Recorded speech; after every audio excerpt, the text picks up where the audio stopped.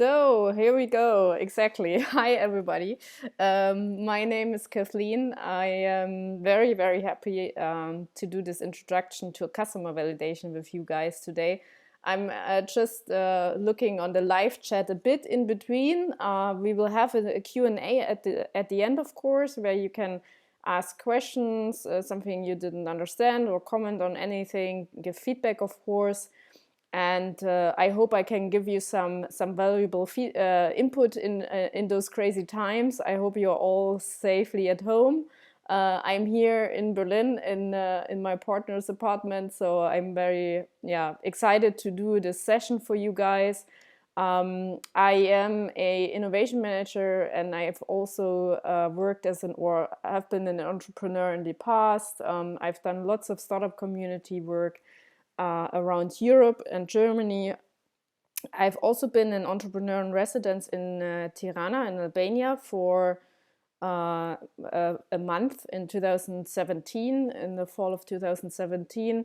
I like the Balkan countries a lot. There's lots of good spirit and lots of ambition and passion to develop new things.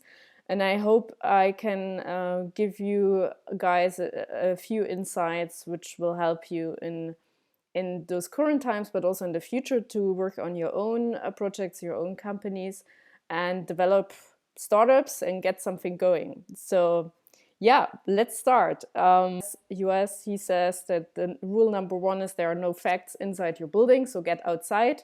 Currently, that's a bit difficult, I know. So currently, you could also go online and be creative. What it means is that you can, of course, work on your own product or your own idea at home, but if you don't get feedback from the potential customers and the market, this will be maybe something nobody ever will buy. And that's why it's so important to get feedback outside the building, outside in the market, to really understand the problem or the needs of your future customers and to really develop a solution which they will then buy, of course, which is the ultimate goal, to develop a sustainable business and to run a company and scale it in the future. So first of all, what is customer validation? With customer validation, you gather proof for possible problems and needs of your potential customers, and you also secure the possible success of your idea, product, or business model. So as I mentioned before, it's something you really need to do, or which has proven to be important for other companies, of course, and anyone who's working on a business or an idea, that you need to test your so-called assumptions or hypotheses. I will tell you a bit about that later on as well, and to make sure that you're really working on a problem the market or potential customers have and the needs. So why is customer validation so important? I mentioned already a couple of things, of course, but customer validation also helps you to find out if there are other people out there who have the problem or need you want to tackle, not only yourself and maybe your friends and family. It also helps you to really understand your potential customers, as I mentioned before, and put yourself in their shoes, so to get a feeling and an understanding what they really need. And you will receive unbiased feedback from your potential customers if this problem or those needs are really so big or urgent that they would pay money for a solution. So this is obviously the ultimate goal, is not only to generate users, which might be people who are not paying for your product or solution or service, but to get really money from it. And customer validation also helps you to avoid a potentially wrong or superfluous development of a solution early on. So oftentimes this has happened that startups or teams develop a product without really getting feedback from the market first, and then they realize when they put the product into the market or their service offer that nobody wants it or nobody needs it. So that's why customer validation is so important. The approach in customer validation for the problem analysis is very important. There's also later on, of course, a customer validation with a potential prototype or a potential first product you have developed. But today we will focus on the problem analysis, and then this will help you also, of course, to develop further on interviews or feedbacks and research for a potential solution. So to really then get into the market with a first product with some minimal features, and then get the feedback later on from customers. So first of all, you should do an extensive research of the possible market and the target group, of course, before you conduct those customer interviews, because it will help you to understand those potential customers or their life and environment. And then you can start doing customer interviews as early as possible to get this direct feedback. It's important that you do those customer interviews in a quantitative and qualitative way, so to get lots of feedback.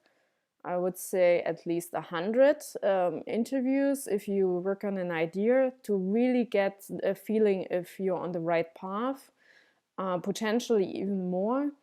And then also have a qualitative criteria, that they don't not only ask if they would like to have your solution you want to work on, but really understand if go to the detail, to the bottom line, if they really would pay money for it or will pay money for it.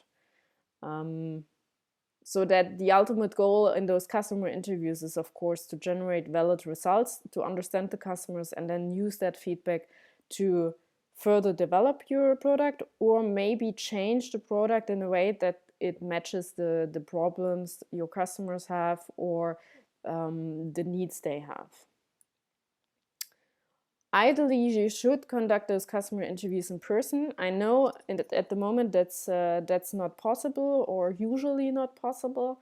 What you can do, of course, at the moment is to do online customer interviews in a manner that you do video calls or you do phone calls. That's an option.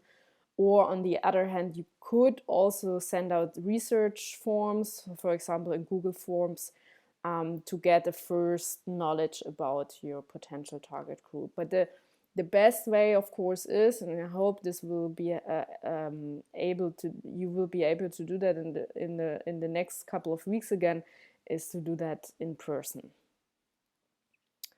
Listen carefully to the people you interview, of course, because they might say things in between the lines sometimes, or at the end of a phrase, and really listen to what they have to say, because it will teach you a lot about them.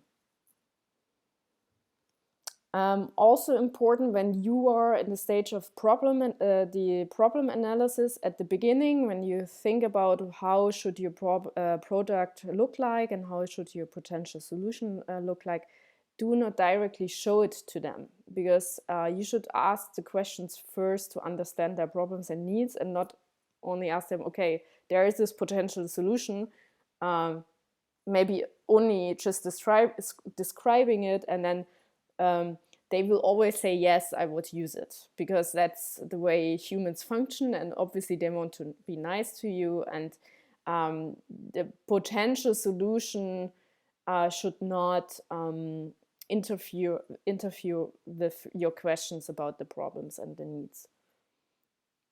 And of course, be open to feedback from the market, even if it proves the problem or your idea wrong. That's also very important, to acknowledge if you thought about a potential problem or need in a different way, and you were really convinced about it, but now you realize, okay, 100 people told me this is not the way I should approach it, then maybe it's time to think about another solution, or to tackle this problem in another way.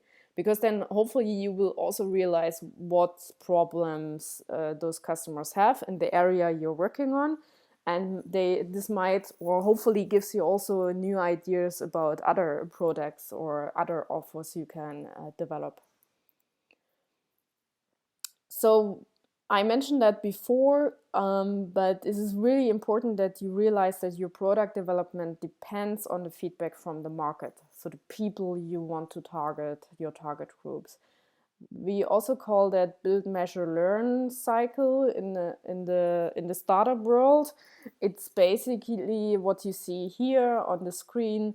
You have an idea, you build something or you work on something, you go into the market with the product after interviewing lots of people and doing an analysis of the problem, and then measure the feedback from your interviews and later on also from the product, and get that data and the feedback to learn about the reaction from the market, and then adapt that to build a product which the market really wants and your customers. So now I want to talk about two tools you can use before or for preparing your customer interviews. One is the empathy map, and the other one is developing personas. So I'm going to start with the empathy map. The empathy map helps you to understand your potential customers again, and to analyze their life of this prototypical customer, a so-called persona, as I mentioned, which we will talk about in a second, and to really imagine their complete living environment, and also integrate areas that are not directly related to your problem or idea, but which can teach you something about that person who might be your relevant target group. You can, for example, you have an idea about what is a good example? Maybe in a healthcare app at the moment for again, or taking care of elderly people in times of the coronavirus, and then you can put yourself of. I assume you're not all elderly people listening to this now, and you're looking into this idea as a potential next product offer for the market. And then you can think about, okay, who are those people out there? Who would be the people using and hopefully also paying for this solution? I mean, it could be there could be one side the users of a potential solution or potential, for example, app, the healthcare app taking care of elderly people, or it could be also on the other side, on the other customer side, could be corporates or bigger companies being your customer, and the elderly people only being your users. So obviously there are different possibilities around this those ideas. So you can of course have users, but they might not be your paying customers, and someone else might be the paying customers, because you can also leverage several-sided products and ideas. So I want to show you an image which can really nicely, or which you can use as a nice foundation to develop those personas, or work on those personas with the empathy map. So what you can have a look into is, or imagine yourself in the shoes of this prototypical customer, and think about what does this customer see in their environment, in their daily life. What do they think and feel, like in general, towards other people in their environment, but also products they are using, or their business life, their work environment. And then you can think about, what does the customer hear? So maybe what kind of music they're listening to every day, what do they watch and hear on television, what do they hear when they are discussing things in their daily life with their maybe their families. So that could be some interesting ideas which you can use then for your product or potential solution. what does the customer say and do is also something like they're also not only related to a potential product or offer you're gonna work on, but also on in regards to their daily life and how they behave. So basically you summarize their behavior or their potential behavior like you imagine it, and you can also add the pains and gains in their life. So something they really have problems with in their daily life, or they really struggle with. Maybe it's work, their job is not as nice as they, or not as interesting as they would like it to be, or they are, I don't know, in a difficult relationship, or they have kids and they have to drive them to the next school 2 hours every day. So that might be daily pains, and they of course influence their life, their behaviors, also their consumption behavior. So to buy things, and this will of course subsequently also influence their behavior towards a potential product or solution you're working on. The same goes with gains. So something they really like, they love to do, that could be hobbies, could be in relationship to their families, something they really love to do in their daily lives. So this whole empathy map helps you to summarize this prototypical customer. So it's someone you imagine to be. It doesn't need to be a real person, but it helps you to understand their lives and their environment, and this directly leads us to the creation of so-called personas, where you can use this empathy map or the information from the empathy map to just put faces and names to those target groups or potential target groups. So I just put a few personas up there. Those are just examples which you can use. It's also helpful to visualize all this process, to really scribble down something, to gather images on the internet or from your daily life, to put that together, to put up profiles, persona profiles. It could be more than one, of course, if you're very sure about your target group and you think you have a very specific target group. Obviously you can start with one persona, but it helps to create more, to get as much knowledge about their potential lives as possible. Just to remind you, I mentioned that already, they are fictitious, they are but also credible archetypes or potential customer target groups, and they are ultimately helpful, or it's ultimately helpful if you give them individual names, ages, and stories, because it just makes them more human for you and helps you to dive into their daily lives and into their problems and needs, which also then leads you to your offer or your product. Also give them personal characteristics and behavioral characteristics. I put that in those profiles up there, so you can think about how would they behave, what kind of person are they, just to make sure that you give them more humanity at the end. And then you can also think, of course, and this is also related to the empathy map, about specific customer needs and problems related to your topic you're working on. As I mentioned, visualization helps you to create the personas, so don't shy away from gathering some pictures, imagining them in their private lives, in their hobbies maybe, in their families, in the work environment, so you can really work out those personas and have them as your prototypes or your prototypical customers. Now I want to tell you a bit more about hypotheses. So those are the assumptions, the so-called assumptions you create about those personas, your potential customers, and they help you to then develop the interviews. So everything I'm telling you now is basically the basis, the foundation for developing valid interviews, which will then give you valid feedback for the product you're working on. So how to create those hypotheses for customer validation.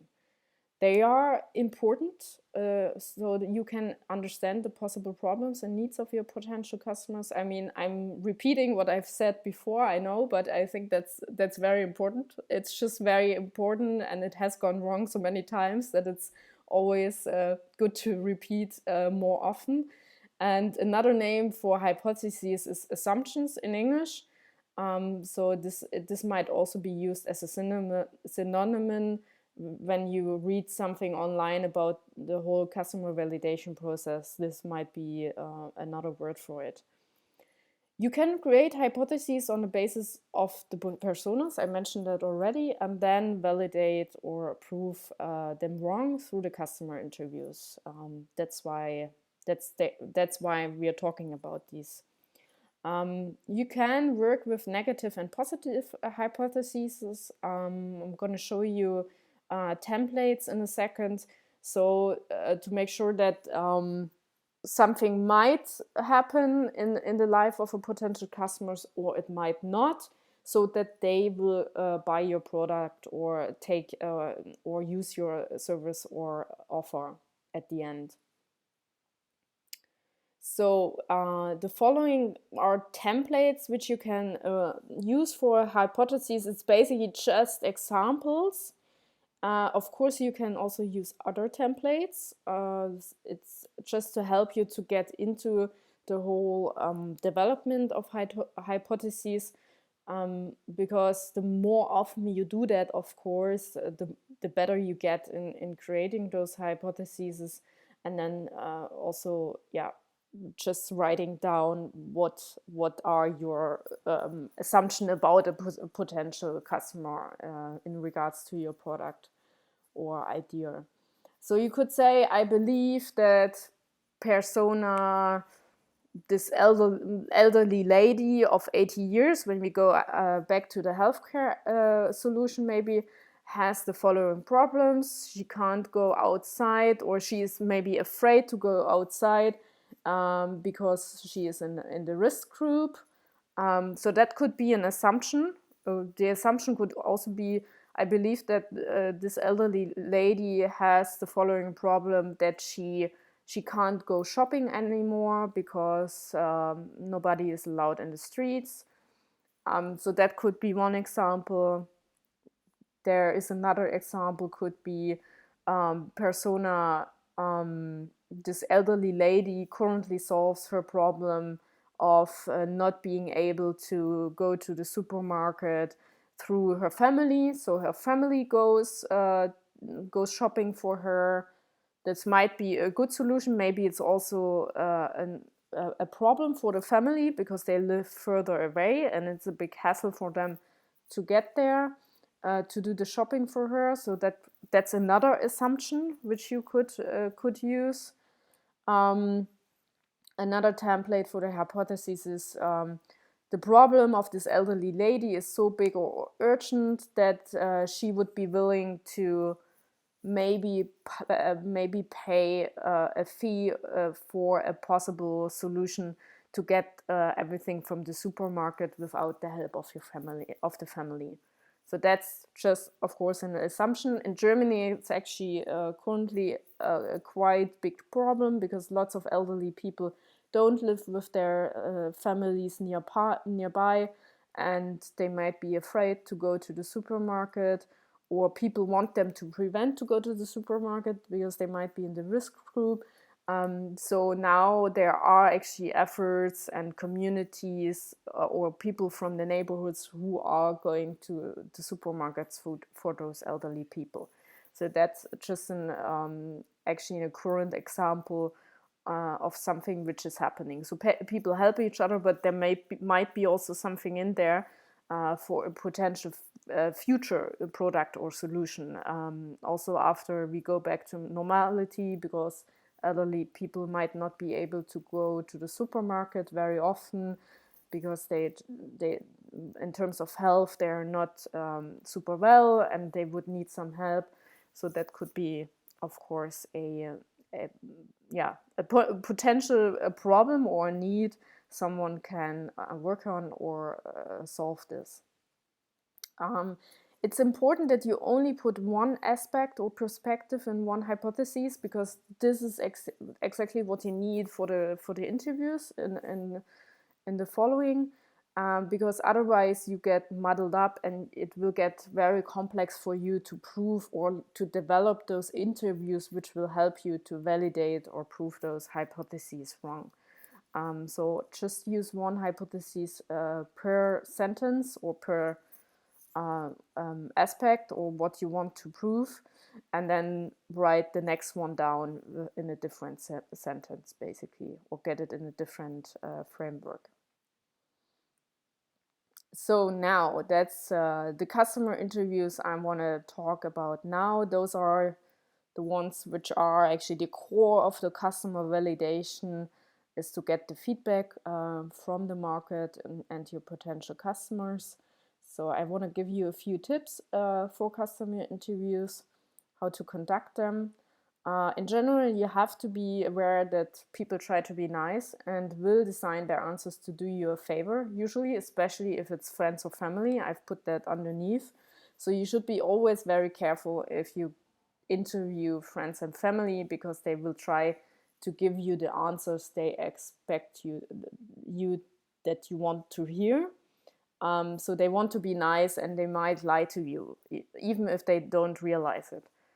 So please be aware of that. We're gonna talk about it in a second, a bit further on, because in the way you design those interviews, this is important, because then only you can get valid feedback. Otherwise, you will get feedback, but it might lead you in a totally different way, and actually bad data or feedback which is wrong or which might lead you in a different direction than you is really the problem, or the need of the customers, is even worse than no data at all, because it gives you the security that you're on the right path but you're on the wrong one. So you want to prevent that, of course, by designing your customer interviews in a way that people don't know what or into what direction you ask them or what you might expect from them. So they give you really valid answers and honest answers, and just tell you about their lives and their problems and needs. Use your hypotheses to guide you in those interviews. You want to check them, basically. That's why I told you about them before. So you should, when you design the interviews, when you write down your questions, make sure that you always know which question is tied to which hypotheses, because then in the end, when you analyze the feedback, you will have the direct connection to the hypotheses again, and then can validate or prove it wrong. Also, try to keep the interview short, explain what it's about at the beginning in general, but then ask directly some or your questions. Don't do too long meeting plannings. Just try to be as quick as possible and take not a lot of time from the people you're interviewing. So to make sure that you're not bothering them too much. They are, of course, personal interviews are better than by phone or online. I mentioned that before, because you can also see their gestures and facial expressions. Currently, of course, online phone interviews are better, and you can use them as to get first insights and get first feedback for your product or service. Also think of your interviews as conversations. They are people and they want to talk about their lives and themselves, and usually also their problems. So give them the room to do that. And if they want to answer in a longer way, of course, listen to it.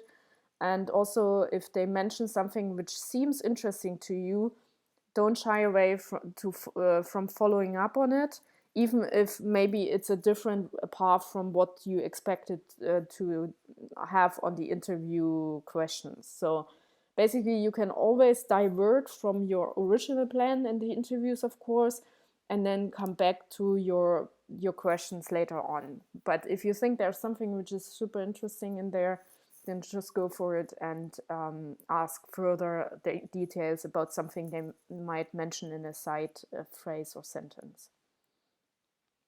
Also, ask open questions to give your potential customers room for explanations. So not only questions where they can answer yes or no, because that's not very interesting content for you or feedback, but give them more, as I mentioned before, give them more room for open questions so they can explain about their lives, about their problems and their needs.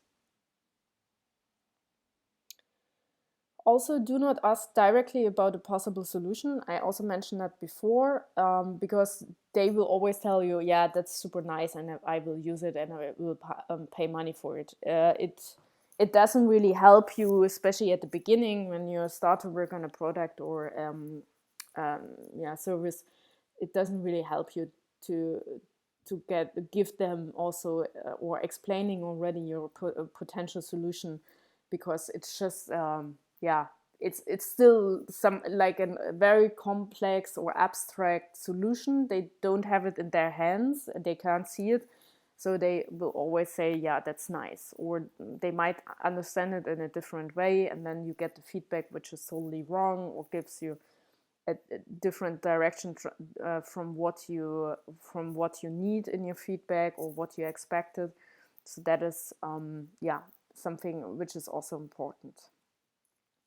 Ask questions about their living conditions, everyday lives, habits, something you had already looked into through the personas and the empathy map. So of course it should somehow be helpful for your project you're working on or your solution, but somehow related to maybe how their everyday routine is when they get up in the morning, or when the last time was when they went to the cinema. So that's something which is valuable to you, but it should also be tied, of course, to the overall area you want to work in. So it's maybe not super helpful to ask someone about his what he's eating for breakfast every morning if you want to sell a business solution, for example, just as a very general example. So it's of course helpful to stick with the overall area you're working on. Also ask for information in a certain time frame in the past, as I mentioned with the cinema, but it could also be how long did you watch Netflix last week, in comparison to or in difference to how long will you watch Netflix this week or this upcoming week, because nobody knows. They can, of course, make assumptions. They can also give you hypotheses, but it doesn't help you. And it helps you more to get feedback and facts from the past, because this is something they can really know, they can tell you, and you can use that information in a much better way than just some potential future actions. At the end of a good interview, of course, you could ask if you have also a good feeling about other contacts to people who might have the same problem. So you can do further interviews. That's always an option. Use that, because then you have already a first link, and you can always say, okay, I got your contact through this person, they recommended you, and then you get in contact and hopefully an interview in a much easier way. To show you a bit how customer interviews can go wrong or well, I have an example for you from the book The Mom Test from Robert Fitzpatrick. It's also one of my reading recommendations I will show you at the end, because he shows very well how bad customer interviews can influence the feedback in a way that that really is not helpful at all. He also speaks from experience. At the time when he published the book, which is a couple of years ago, he already had 3 unsuccessful startups. And then he analyzed why this happened. And he actually, his bottom line or his result was that he never really tried to really understand the customer problems or needs. He just pretended to do customer research and customer validation, but at the end he failed at that, and that's why he developed some products and solutions which nobody wanted at the end. And he put all this knowledge in a book, and I think it's a very helpful book for people, especially when you start doing customer interviews. It's very thin. You can also now get it on the internet, and he has a couple of TED Talks and YouTube talks, of course. So it's a really good source to get into this whole customer interview topic. So first of all, I want to talk about a bad example, and then I will show you a good example with the same situation, so you can get a better feeling how this would look like. So imagine you asking your mom, which is already, as I mentioned, asking friends and family, be very careful about the feedback. So that's first because they love you, they want to be nice to you, and they will, of course, always try to make you feel good and give you positive feedback on your ideas. So one situation could be you go to your mom and you tell her, oh, Mom, I have a business idea. Do you have 5 minutes? And of course she says, of course. No, of course, always for you. You're my child. And she thinks, of course, I'm proud of you. I don't want to hurt your feelings. I will make room. And then you ask her, oh, you like your tablet or smartphone a lot, and do you use it also a lot, right? And there you imply already the answer that you expect her to say yes. And of course she says, yes, sure, it's great. And I use it a lot. And then but she thinks, well, I use it to check my emails and messages on my sofa. Otherwise, not that much, actually. And then you might continue, and would you buy a cookbook app? And she would say maybe, oh, I love cookbooks, sounds nice. Does this come with vegetarian recipes or something special for Christmas? And then she might think, and she won't tell you, well, I have plenty of cookbooks. I don't need a computer in my kitchen. It might get dirty, but hey, if my kid made it, I try. An app, I never bought an app. Maybe I don't really need it. Do I need to enter the credit card details, or let me try to change the subject? It's too complicated for me. So that could be one example of the conversation, because you already showed your mom what you expect her to tell you. And in the other example, in the good example, we just go through a similar situation or the same situation in a different way.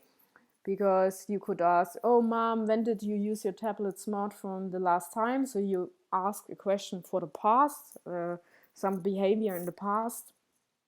And then your mom might say, oh, why? What for? Why are you asking this? So you're going to explain a bit, oh, I'd like to better understand how you cook. You don't mention this cookbook app. But you might ask further, have you ever used a tablet or smartphone for cooking? If yes, for what particular use? So again, you ask a question in the past, and you ask also why she has used one or she hasn't a tablet or smartphone for cooking. In relation to that, you might also ask, have you ever bought an app? Not a cookbook app, but an app in general, to understand the usage of apps or the smartphone in general of your mom. And if yes, which one and why, and for how much as well. So you understand the potential threshold, or if how much she would want to pay for it, how much this app could cost, and of recipes, and if yes, how often, and if no, why not. So you could all understand her behavior while cooking. and using recipes wherever she finds them. And then you could also ask her, is there anything you dislike about them? Is there anything which you particularly like about it, and then why? So always try to use or always try to ask why as much as possible, because it will help you to understand their motivations or the motivation of the people you ask, your potential customers. That's a very important question. So not just let them tell you, but also really understand their motivations and the reasons why they do things the way they do it. And maybe lastly, you could also ask, what was the last cookbook you bought, and when and why? Because this can also be a good information for you, what kind of cookbook app you should, or what kind of content you should display in your potential cookbook app, because then you get all the feedback from in this case your mom, but maybe also other people, to see what is really interesting to them to have in this cookbook app. Okay, then I will talk a bit quickly about possible results of customer interviews, and then there is a few more slides, but not that much, so we will soon have the opportunity to get your questions out there, of course, and then get the conversation kind of going. I know you can't talk back to me, but I will read your comments on YouTube, and then we can, hopefully I can answer all your questions. So what are possible results of customer interviews? Of course, that's also something we should talk about. So option one could be the interview or the interviews you did. I told you, as many as possible. They showed that your defined problem does not exist, or the need you thought is there, it does not exist. Congratulations, because you have learned a lot and saved a lot of money and time by not developing a solution. That's something very important and helps you to prevent to throw money out of the window for something nobody will ever use. The option two, of course, is the interviews showed that your defined problem is relevant. Also there, congratulations. You have collected data, relevant data, and you have come closer to the core of the problem, and then also, of course, a possible solution, or how a possible solution should look like with the features and everything. So then we have the option three. The interview did not produce any clear results for validation, and think about the interview questions again, get more feedback from other people, and conduct further interviews. If the results are not clear, there might be something in there. Don't give up too quickly. Do more interviews with the same interview questions. You might have just gotten the wrong people, or different people who are not your target group, and then stick with it for a bit further to really get your results or prove them wrong. That's also very important. And then if you had really good feeling in the interview, of course you can ask them about other contacts to interview. I mentioned that before, but also you can ask the person whether they can, or you can contact them for further interviews, especially in regards to your possible solution. So if you're further down the product development process, they could be good people to further talk to, and then also when you develop the prototype or first working product, to let them use it and give you feedback on it. So if they are further interested, or they say like, oh, if you really put a solution out there for my problem or my needs, then I will definitely pay money for it. Then of course you have the contact details when you launch the product, and you can go back to them saying like, by the way, we have the solution now, here you go, you can pay money for it now. So it's already building up your customer acquisition funnel, basically. Okay, last but not least, before we turn to the Q&A, I have a few reading recommendations for you. First of all, it depends a bit how far you already are in your approach, or your curiosity towards the whole startup and product development. So the Lean Startup book by Eric Ries is a very general book, which has been published more than 10 years ago, but it's a very good introduction to developing startups and working on your own products. The Mom Test I already mentioned by Rob Fitzpatrick. There's also a very helpful book out there, which is Business Model Generation by Alexander Osterwalder and Yves Prunier, and lots of other people actually. It's not only those two guys. And in there you can find the business model canvas, which you have or which you might have heard about already. It is a good tool to when you are approaching a solution already, or you're sure about, okay, we're gonna develop this product in this kind of way after you did a lot of customer validation, of course. You can use the business model canvas as a good tool to build up your business model. There's also the other three books are a bit further, if you're further down the line already a bit. Ash Maria Running Lean has a very good content on how to measure your results and build up KPIs for your startup to analyze if you're going in the right direction, if your customer acquisition is well founded, if the product is well received in the market. So that's a very helpful book.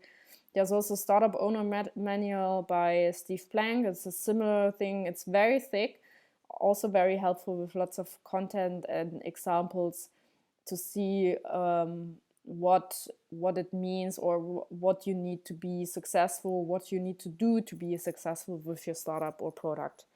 And then there's also the Digital Innovation Playbook, which is also a helpful approach and gives you lots of tools and methods to work on your product or your startup.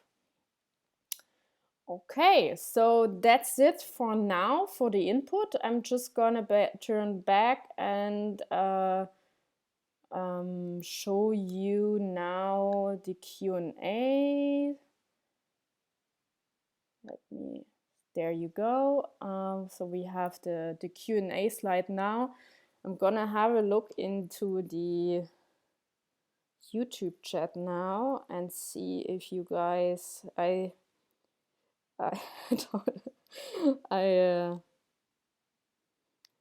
just read Neil is there. That's really nice, Neil. Welcome to my session.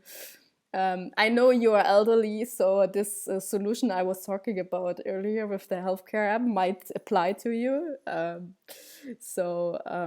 Yeah.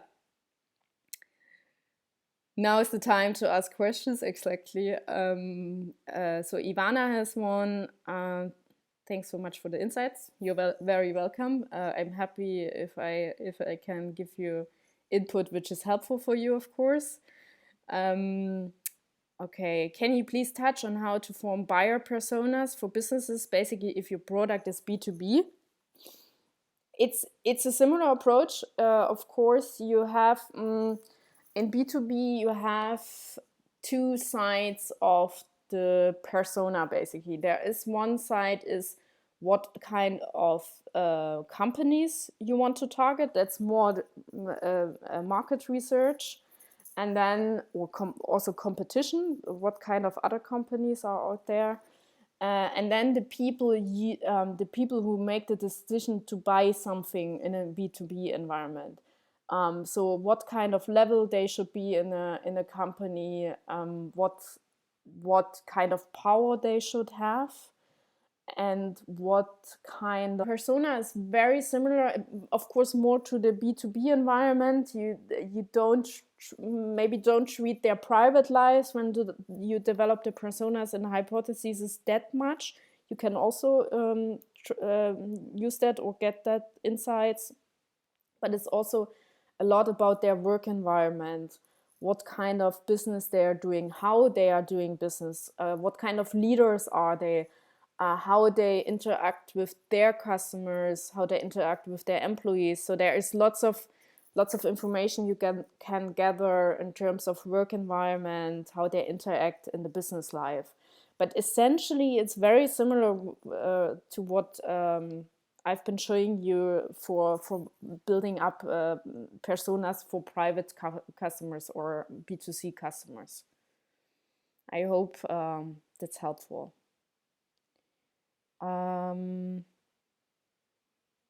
Okay, Nina, thank you for thanking me. So Nina is asking, would you recommend customer research to be done by service, Google Form, and then progress with customer validation from the target audience and start scheduling calls? At the moment, I would definitely recommend it. Either you reach out to your network and ask about potential people you don't know yet, so you can really ask very openly. If an interview is well done in Google Form, this can be a good, at the moment at least, a good replacement, but maybe a good addition to the personal customer interviews. But in general, if you're doing Google Form interviews, I would always recommend to then also add further personal interviews later on. Of course, now, depending on the situation, when we will be able to do that again. But you can also, what you can do is do Google Form research or Google Form interviews and input, and then ask people if they would be willing to do a phone call or an online interview. That could be also something which you can do now. And also, what incentive would you recommend for taking people's time for the calls, interviews? I mean, one could be to ask them to just help you out somehow, because you're working on something and you want to find out more about their lives. So people, as I mentioned before, people are really like, usually, I mean, there are also other examples, but usually people want to talk about their lives and their problems and their needs. So you can always appeal to their ego. That's one part. On the other hand, you can always say, okay, and all the participants, we will raffle 3 Amazon coupons or something. That's what I see a lot, actually. I know in the Balkans, Amazon, I think, is not operating yet, but something which is not too expensive, because you don't want people to just participate for the coupon, to get the coupon or the money or whatever, but to be really honest and tell you about their lives.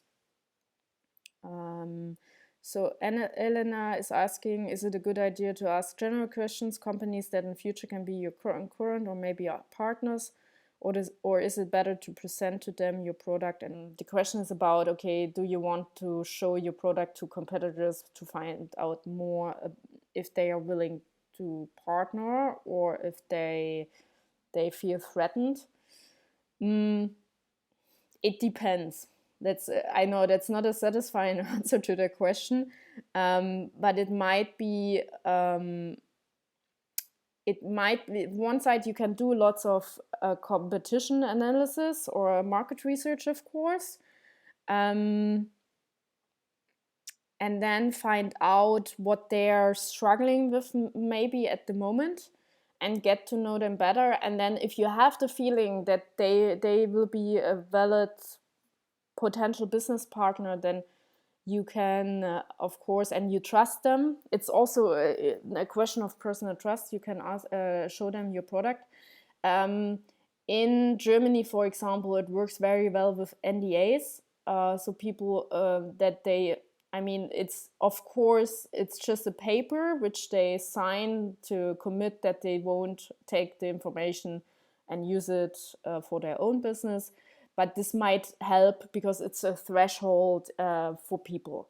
So they might be aware, okay, if I sign this is like a serious thing and I should keep the information tightly. So Mihail is asking, okay, 2 questions. Can you give examples of how to find people to conduct interviews for the B2C segment? And then how to conduct an interview and create personas for startup idea, which is a bit abstract. The cause effect of the problem itself is abstract. Okay. how to find people to conduct interviews. I think I mentioned a bit before when I talked about Ivana's question about, or no, Nina, I think, how to find people to talk to. Ask around in your network, actually. I think now, especially, people are really, or that's what I see, at least in Germany, people are really willing to help each other out. And if you appeal to your network and ask them, okay, do you know someone I can interview, because for further recommendations when you ask or interview those people. What else? People. And then also maybe if you use Google Forms and try to conduct research or customer validation online, you can also, for example, find Facebook groups, like niche Facebook groups where people post about very specific interests. Or on Reddit, there are all those Reddit threads, of course, where you can find people who you can get feedback from. I think that's also a good multiplier. And for the abstract idea, cause effect of the problem, well, first of all, Mihai, it's important that you understand it. I hope that's the case. And then you can, of course, or like the first step is to create those assumptions or hypotheses I was talking about, and then work through an interview. Because as I said, the solution, you should not talk about the solution, but try to find out about the problem and the needs. And it's just a matter of going step by step. It might be a bit overwhelming at the beginning, but it might be also helpful to just write down the interview questions step by step, or the hypotheses, and then really match them with the interview questions. It's always just a matter to start, and then also another community, anyone who is also maybe working on their own product or has some experience as an entrepreneur, because they will have an understanding of, oh, this might be the right question or the wrong question, or you're misleading the people. So get advice or feedback on your interview questions first, and then get those questions out to get feedback from your potential customers. Andre is asking, do you have a minimal number of interviews that are usually sufficient for you to estimate the product's successful placement on the market? I would say the minimal number, I guess it's 100, which seems a lot, but in the end, if you want to scale a product, it's not a lot.